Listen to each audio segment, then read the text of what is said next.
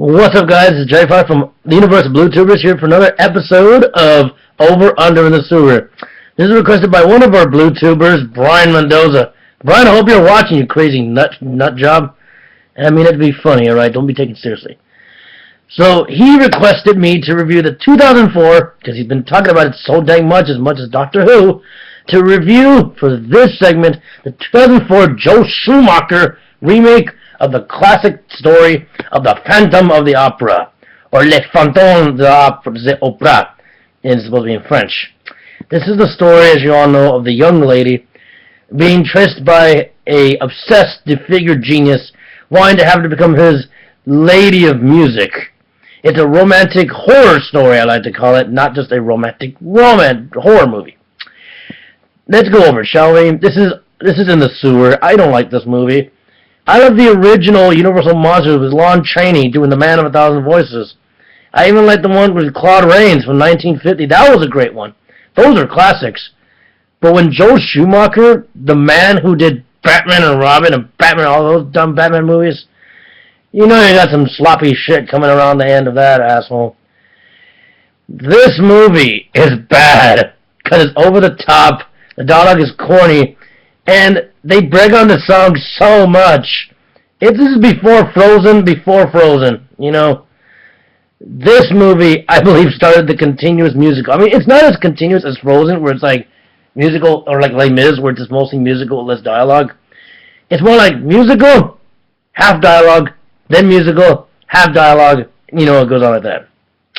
Again, this is directed by Joe Schumacher. This is directed by the novel by Gaston Leroux, who was the original artist and original writer of the story, and it's also credited by the book and the play by Andrew Lloyd Webber from 1980.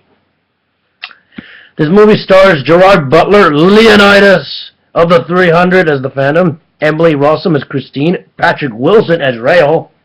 I don't know why, Patrick, you're in here.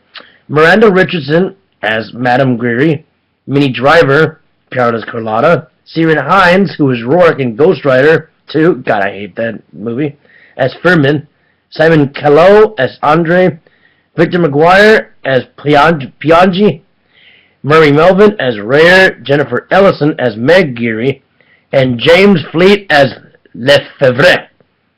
The plot of Phantom of the Opera. Christine Daae is a young soprano who had a relationship with the Phantom in the opera. Raoul, a childhood friend of hers, comes back to win her heart. As the tension builds between them all, everyone's fate is in the line of Christine. Who will she choose? Her best friend? Or the deepest, darkest desire she's ever had, the Phantom. Review of the plot. Okay, I'm going to review the plot because this movie was dumb. First of all, Joe Schumacher, why was he chosen for this movie? I mean, it's not the worst movie, but it's shit. You over-dramatize the Phantom. I know the Phantom is a romantic story, but it should also be taken as a monster movie. He's a guy. Yes, he loves music. He has a beautiful voice. But he has a disfigured face. He's a duality of handsomeness. He's got the handsome side of a man, but the grotesque side of a monster. It's a horror romance story, not a horror romance drama than a musical. I know there's music, and Andrew Lloyd Webber did the play justice, and I can't wait to see it, hopefully someday.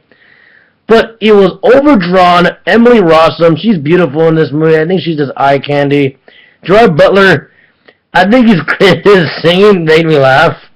He's the pre-Javert. He's the before Russell Crowe. This guy, I think, sang funniest, but I think Russell Crowe takes the comedic try-hard musical, you know, with that's it for Delta 601. You know all that. You know that. You don't know that funny in Les Mis, but I love Les Mis. It's awesome. Back to the movie. The pacing was awkward. There were times where they focused back to the theater and then in the market, and then he goes to the girls' dressing room. It's like if the director, like Jim Schumacher, took the camera and did like a Google Earth thing with the whole opera. He'd take, oh, let's do the balcony. Oh, let's do the terrace. Oh, let's do the stairs. Opera. Oh. I just thought that was funny. Just the way that also bad the Gerard Butler is singing. He's not the bad singer. He's a good singer, but it's just like, I feel like whenever he sang the high altos, it sounded like he was about to like, oh, oh. Because when I saw this movie, it was in surround sound. So I heard him do the, oh, oh. It was just like, wait, Did I miss a vowel in there?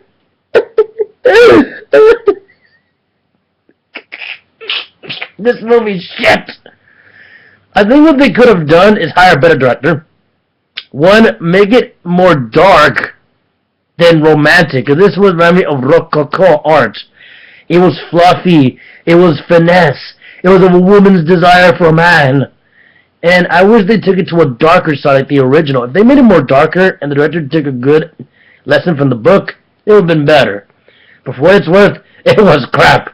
Brian, I love you as a friend for being part of Blue Tubers, but why did you choose the movie? Why? Why permit you of your soul? I'm just kidding, Brian. I'm just doing this for fun. But anyway, 0 out of 5. 0 out of 5 for this movie. It is garbage. This should never be remade, but if it is remade, make it darker, please, whoever does it. Thank you. This is Jake. I sign up for Over Under in the Sewer. This is in the sewer for a good reason, just like the Phantom deserves to die within the Opera House of Betty.